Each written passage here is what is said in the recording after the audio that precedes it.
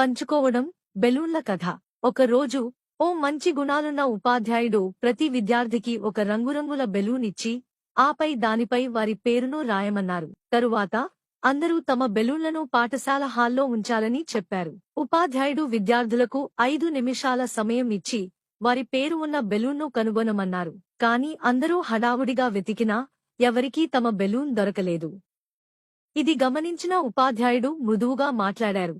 ఇప్పుడు మీరందరూ ఏదైనా బెలూన్ ఎత్తుకుని దానిపై పేరు ఉన్న విద్యార్థికి ఇచ్చేయండి. మరొక 5 నిమిషాల్లో అందరూ తమ పేరు ఉన్న బెలూన్ను అందుకున్నారు. ఉపాధ్యాయుడు చిరునవ్వుతో చెప్పాడు, ఇదే సంతోషాన్ని పంచుకోవడమే.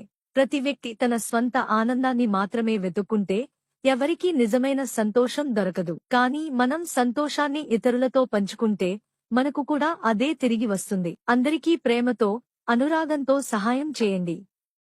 మా సూపర్ హీరోలకు మద్దతు ఇవ్వడానికి లైక్, సబ్స్క్రైబ్ చేయండి.